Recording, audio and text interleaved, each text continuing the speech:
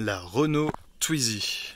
Alors nous sommes en face du modèle Twizy 80, on peut l'appeler comme ça, parce qu'il y a Twizy 45 qui est le modèle limité à 45 km/h et qui est accessible aux personnes sans permis et aux mineurs. Et là nous sommes en face du modèle le plus puissant, le modèle limité à 80 km/h. Donc elle ne s'appelle pas 80 bien sûr, mais c'est ce modèle-ci dont il s'agit. Donc vous voyez que c'est une voiture très compacte, avec une ligne que je trouve très intéressante. Je trouve ce cerclage très beau. Le fait qu'elle soit bicolore, que le modèle que j'ai choisi soit bicolore, et souligne bien son design. Je trouve l'arrière il a un côté un peu sportif. On dirait un peu l'arrière d'une, je sais pas, d'une F1 ou quelque chose un peu comme ça. Bien que ça soit une voiture tout sauf sportive. Quoique, sur certaines routes, ça peut être très amusant de conduire la Twizy. Surtout sur des petites routes de montagne comme ça. Nous sommes dans les Alpes-Maritimes. Donc vous voyez cette petite voiture citadine qui est vraiment taillée pour la ville avec une autonomie d'une 60aine de kilomètres à batterie chargée au complet.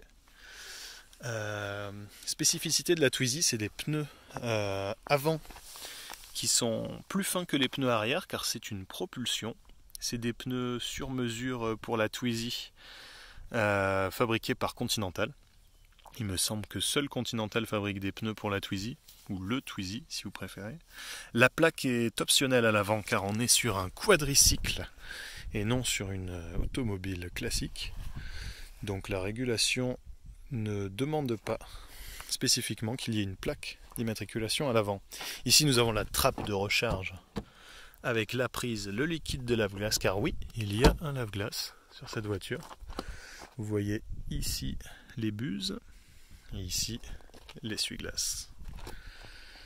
Les suspensions, elles sont très belles mais très fermes. Ce n'est vraiment pas une voiture que l'on achète pour le confort, bien sûr. Hein. C'est vraiment le cadet de ses soucis quand on achète une Twizy. C'est plutôt pour aller en ville, faire des parcours urbains assez courts. Donc c'est assez rare que quelqu'un s'engage sur ce genre de route un peu bosselée, dirons-nous. Donc bon, le confort en ville est plutôt correct. À part sur les dodanes, il faut aimer le confort raide. Ce n'est pas la Citroën C6 et sa suspension pneumatique que je possède et qui a une toute autre utilité. Voilà.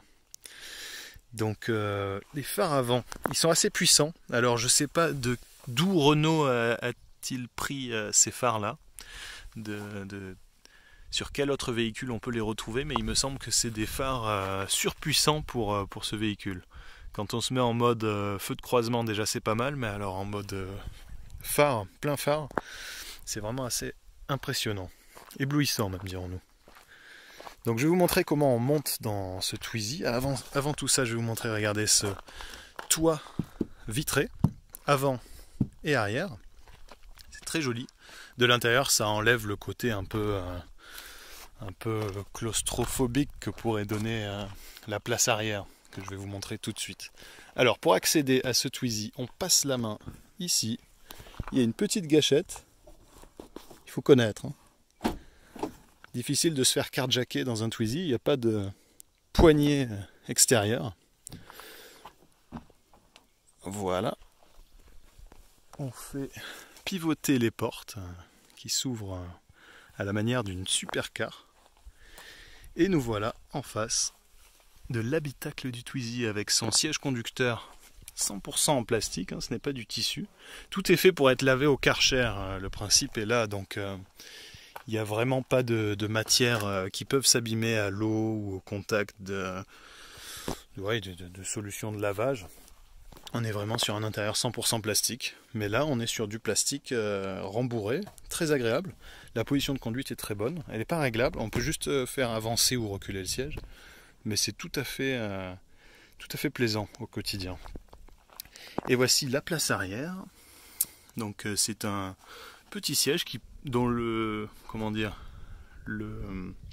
le dossier épouse la forme du véhicule en fait. Donc on a littéralement le dos contre l'arrière du véhicule ici, quand on est assis. Mais c'est aussi très confortable en fait. Il suffit de mettre ses jambes une de chaque côté, autour du siège du conducteur, et on est très bien assis.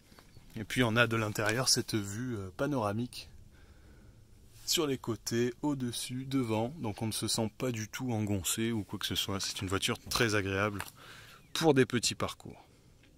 Maintenant je vais vous montrer comment on s'installe et on démarre un Twizy. Donc tout simplement on s'assoit comme dans n'importe quel véhicule, sauf qu'on se retrouve placé au centre, ce qui est assez inhabituel, à part dans la McLaren F1. Et donc nous voici au centre, en face de ce très beau, très classique volant Renault, emprunté de toute la gamme Renault des années 2010. Mais vous verrez bien qu'il est 100% plastique, il n'y a pas d'effet de cuir ou quoi que ce soit, parce que comme je vous ai dit, tout est fait pour être lavé à grande eau dans cet habitacle. Mais le volant est très agréable, il est un peu en plastique moussé. C'est du plus bel effet. À la main en tout cas, au toucher. Pas vraiment visuellement. Donc, de chaque côté de ce grand volant, nous retrouvons des rangements. Un rangement ici, et un rangement verrouillé ici, qui se débloque avec la clé de contact. Ici, nous avons le sélecteur de vitesse. Reverse, neutre, drive, c'est tout simple. Ici nous avons le warning. Le son fait penser un peu à un grillon. Et ici nous avons une option, c'est le système audio Bluetooth. Et il me semble qu'il marche aussi avec une prise USB. Je n'ai pas encore essayé. Et nous avons en fait les haut-parleurs qui sont ici au-dessus du siège. Voilà. On n'est pas sur un système Burmeister ou Bose. Hein. Comme je vous dis, l'intérieur est fait pour être lavé, pour résister à l'eau. Donc on est sur des haut-parleurs de plutôt faible qualité, avec beaucoup d'aigus. Mais bon, ça peut dépanner pour écouter, pas vraiment pour écouter de la musique, je dirais pour écouter des podcasts ou des livres audio ou des émissions de radio plutôt, que pour apprécier des basses profondes qu'il n'y a pas. Donc, nous nous retrouvons dans ce Twizy, nous allons démarrer, je vais vous montrer. Donc vous tournez la clé comme ceci. Hop. Et voilà, le Twizy a démarré. Alors là, vous avez cet écran LCD devant vous qui affiche votre vitesse, bien sûr. La vitesse sur laquelle vous êtes engagé, donc le neutre. Si je veux me mettre sur drive, j'appuie sur reverse par exemple, ou sur drive, voilà. Là, vous avez la batterie, bien sûr, avec la petite représentation d'une Twizy. Ici, ils ont poussé le détail jusqu'à représenter la Twizy. Et la flèche qui va vers une prise, donc pour nous signaler l'autonomie restante jusqu'à la charge, soit pour moi 17 km. Je suis à la moitié de la batterie, mais j'ai eu une conduite assez inhabituelle. Je suis monté en moyenne montagne sur la Côte d'Azur, donc bon, c'est pas le genre d'usage qu'un utilisateur de Twizy fait au quotidien en général. Je dirais qu'avec une charge complète, on fait une 50aine de kilomètres si on fait de la ville. Voilà, en montagne, on est plutôt sur une 30aine. Et à droite, vous avez l'heure affichée. Voilà comment fonctionne le Twizy. Donc ici, vous avez Go, parce que je me suis mis en drive. Si je me mets sur neutre, il y a écrit neutre en plus. Et si je me mets sur reverse, il y a le reverse. Mais dans tous les cas, il y a écrit Go pour signaler que le moteur est démarré. Parce qu'on n'entend pas, bien sûr, c'est une voiture électrique. Voilà. Et donc, regardez bien, nous avons aussi un très beau... un très bel essuie-glace. Voilà. Qui fonctionne très bien. Avec son lave-glace. Nous avons ces bâches en option qui servent de fenêtre. Elles s'enlèvent, on peut les enlever en été, hein, bien sûr, pour profiter de l'air qui rentre dans l'habitacle. Mais en hiver, c'est bien utile, surtout quand il pleut, comme aujourd'hui, où il a un peu plu. Voilà. La poignée est comme ceci. Il faut la déverrouiller, ensuite pousser un petit peu la bâche et soulever pour sortir du Twizy.